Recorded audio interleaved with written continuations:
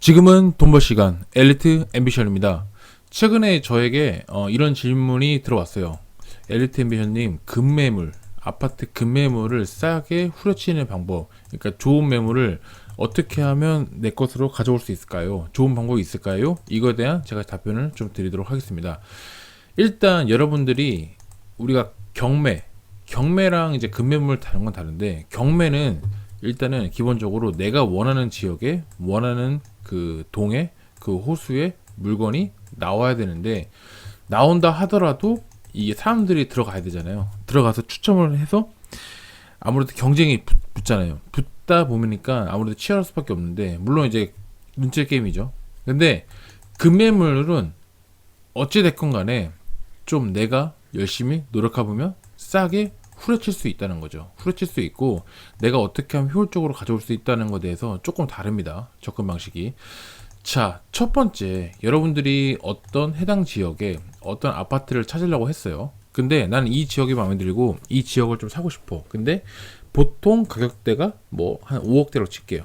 이게 가격대가 5억대로 칠게요. 근데 여러분 네이버 같은데 그 다음에 매물 나온 것들 잘 보시면은 매물을 올린 그 중개사, 매물을 올린 중개사 그게 뜹니다. 뜨는데 거의 대부분이 하나부터 열까지 다 한번 보세요. 처음부터 끝까지 다 보시면, 자, 1번, 2번, 3번. 그러니까 주력으로 올리는, 그러니까 그 해당되는 매물을 가장 많이 갖고 있는 한 세 가지 정도 되는 부동산이 있을 겁니다. 세 가지 정도 되는 부동산을 추리고 나서 그 세 가지에서 뭐 전화를 한 번씩 해보는 거죠. 일단 전화를 한 번씩 해보고 소장님하고 사장님하고 연락을 해본 상태에서 내가 이 세 개 중에서 가장 마음에 드는 나랑 대화가 잘 통한다, 그런 그러니까 뭐라 말할 수 없는 그런 느낌을 받는 부동산이 있을 거예요.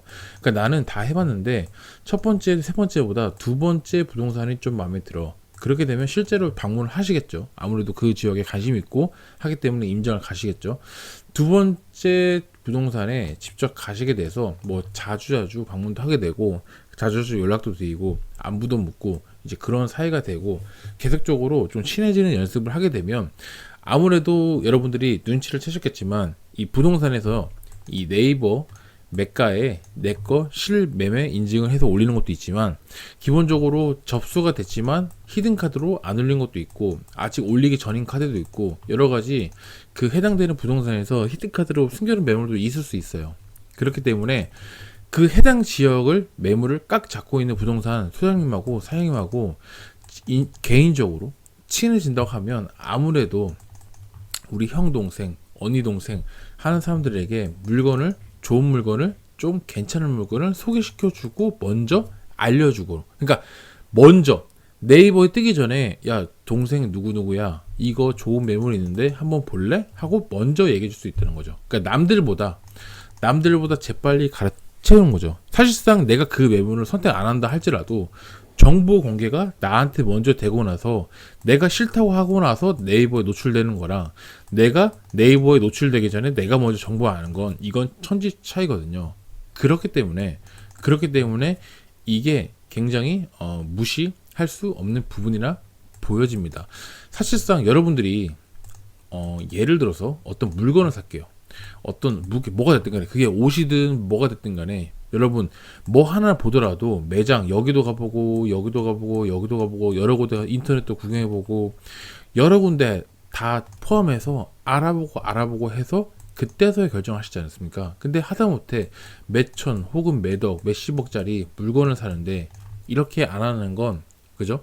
이렇게 하는 건 당연하다고 저는 생각이 듭니다. 그렇기 때문에 부동산 소장님 사장님과의 개인적으로 아무래도 친하다 보면 팔이 안으로 굽는다고, 그런 좋은 매물, 그 다음에 먼저 나에게 선 정보가 올 가능성이 높다라는 점, 이게 가장 중요한 포인트이기 때문에 이 점을 잊지 않으셨으면 좋겠어요. 그래야 내가 남들보다 이 정보력 면에 있어서 경쟁 우위를 확보할 수 있다. 자, 두 번째로 넘어가게 되면, 사실상 우리가 아까워야 되지 말아야 되는데 아까워하는 게 있어요. 그게 바로 이 부동산 중개 수수료입니다. 이 중개 수수료 무슨 말인지 알아요. 여러분들이 왜 아까워하는지도 알고, 저도 실제로 많이 내보기도 하고 하지만, 여러분들 회사에서 월급 받고 여러분들 장사하시는 분들도 기본적으로 이득, 마진 다 챙겨 가지 않습니까? 우리는 월급 받고 생활하고 있고, 그죠? 근데 이 사람들 월급은 뭐죠? 부동산 소장님, 사장님들 월급이 뭔가요? 중개 수수료로 매매를 중개를 해서 그거에 대한 일정 법정 수수료를 가져가는 게 그 사람 월급 아니겠습니까? 근데 우리가 남들이 우리 월급 가지고 뭐 싸네 마네 많이 가져가네 적게 가져가네 하면 솔직히 기분 겁내 나쁘잖아요. 만약에 내 월급이 400이라 칠게요. 근데 어떤 새끼가 와가지고 내 월급이 작네 내 월급이 많네 하면 왈가불가하면 기분이 좋겠습니까? 존나 싫잖아요. 솔직히 말이 안 되잖아요. 그죠? 네가 뭔데 이 새끼야. 내 월급을 폄하해. 월급을 판단해. 이렇게 얘기가 나올 수밖에 없단 말이죠. 똑같은 논리입니다. 근데 하지만 우리는 이상하게 부동산 수수료 가지고 이게 싸네 적게 하는 일이 그렇게 없는데 네가 그렇게 많이 가져가네 속으로 그렇게 생각이 든단 말이죠. 근데 사실상 여러분 이건 잊지 않으셨으면 좋겠습니다. 여러분들이 아까 제가 첫 번째 주려고 했던 부동산하고 친해져서 좋은 매물을 현재 먼저 정보하고 급매물을 싸게 잡아서 치면 사실상 좋은 매매 금액을 좋은 물건을 적절한 가격에 급매물로 싸게 사게 되면 그거 이상으로 수수료랑 비교했을 때 과연 정보의 가치는 뭐가 좋을까요? 여러분들이 경제적으로 이득을 가져가는 건 결정적으로 어떤 것일까요? 당연히 수수료는 기껏 해봐야 얼마 안 됩니다. 우리가 몇억, 몇십억, 몇천 이렇게 큰 금액이 왔다가 하는 상황에서 그 수수료가 얼마나 좌지우지 하겠습니까? 그게 아니고요. 그거는 당연히 지불해야 될 서비스고요. 편드는 게 아니라 우리가 좋은 매물을 소개를 받았지 않습니까?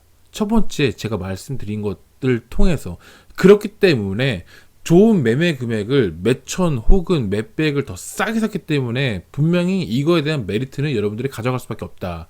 그래서 그 점을 여러분들이 꼭 간과하지 않으셨으면 좋겠다는 마음으로 제가 두 번째 포인트를 말씀드린 거고, 세 번째 이것도 굉장히 중요합니다.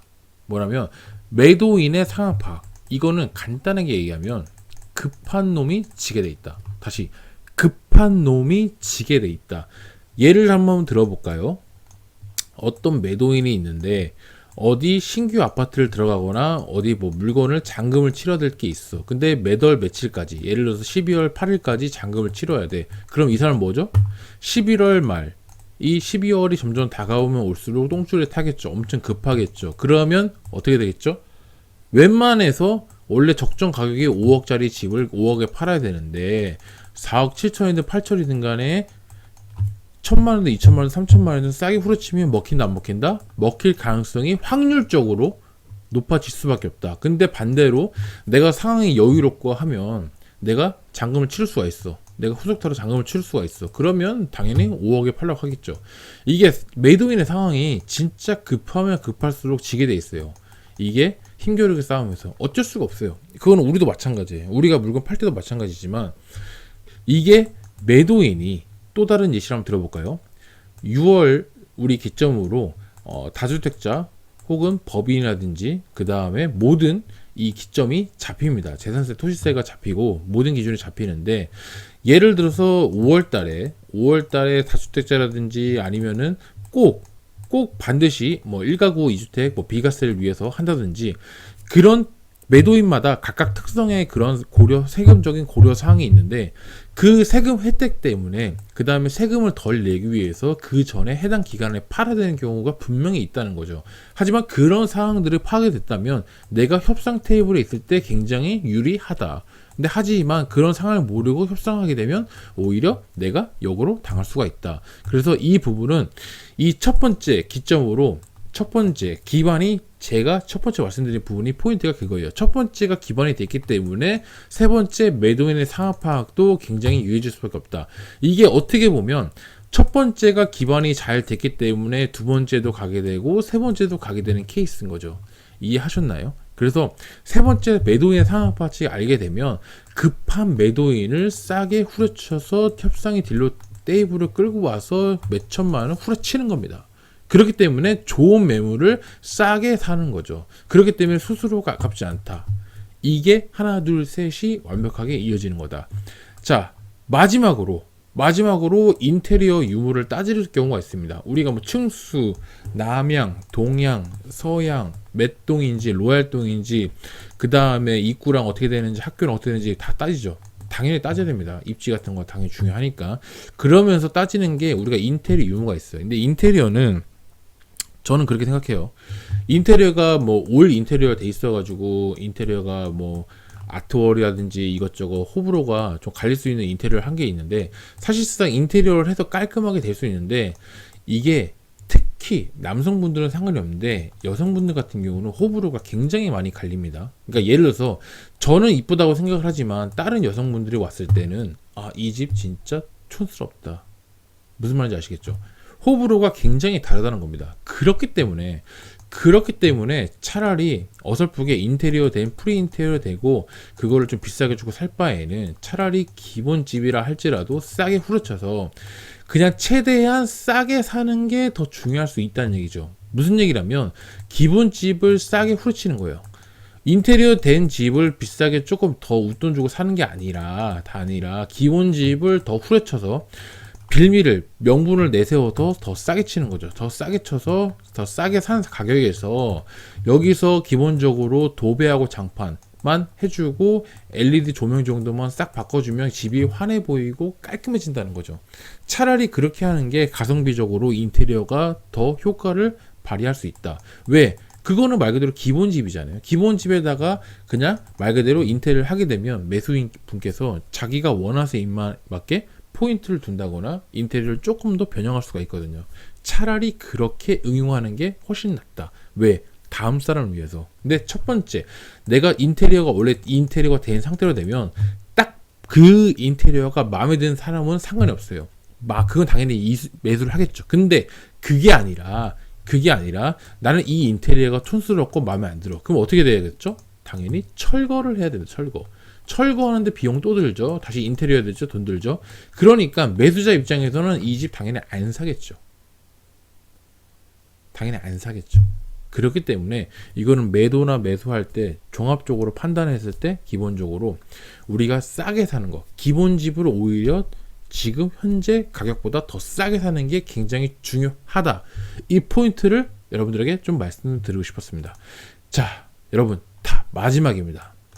결단력하고 용기인데요. 우리가 금매물이라고 해가지고 이것저것 지역을 다 찾아봐가지고 진짜 금매물을 찾았어요. 진짜 금매물을 찾아가지고 진짜 이거를 사야 되는 일만 남았는데 망설 수가 있습니다. 왠지 아세요?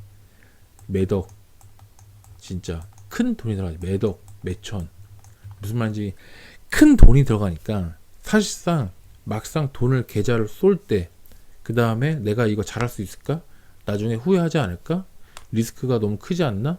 이런 솔직히 불확실한 미래, 나의 선택에 불안한 거죠. 어떻게 보면 그게 여러분들의 발목을 잡을 수가 있어요. 근데 하지만 여러분들은 여태까지 충분히 공부를 해왔고 배워왔고 그렇게 했고, 하지만 그럴 때일수록 여러분 자신을 믿어야겠죠. 굉장히 중요합니다. 이게 마지막 순간이거든요. 마지막 순간에 금매물을 잡고 다 했지만 결단력 그리고 용기가 없어서 마지막 관문에서 포기하는 경우를 제가 종종 보곤 했습니다. 이것도 굉장히 어떻게 보면 진짜 두려움을 싸우는 용기거든요. 두렵거든요. 내가 산 가격보다 5억에 샀는데 4억이나 3억 후반에 떨어지면 말 그대로 가슴이 많이 아프잖아요. 마음도 아프고. 근데 그게 아니라 내가 스스로 베팅한 거에 대해서 내가 진짜 책임을 지는, 그러니까 내가 미래에 대해서 내가 진짜 할 수 있다. 난 내 자신을 믿는다. 오를 것이다. 그런 결단, 용기, 이게 굉장히 중요합니다. 그래서 금매물을 찾았지만 끝까지 가고자 하는 용기, 결단력, 이게 반드시 여기까지 이뤄져야 여러분들이 그동안 해왔던 일들, 행동, 그것들이 반드시 보상으로 돌아오지 그게 고생으로 끝나지 않을 겁니다. 그래서 이런 부분들을 여러분들이 잘 착안을 하셔가지고 여러분들이 매물 보고 그 다음에 아파트 보고 이런 협상 테이블에서 여러분들이 좀 더 우위에, 경쟁 우위에 확보할 수 있는 그런 계기가 되었으면 좋겠습니다. 아무튼 오늘도 시청해주셔서 감사하고요. 다음에도 더 좋은 영상으로 찾아뵙는 엘리트 앰비션 되도록 하겠습니다. 감사합니다.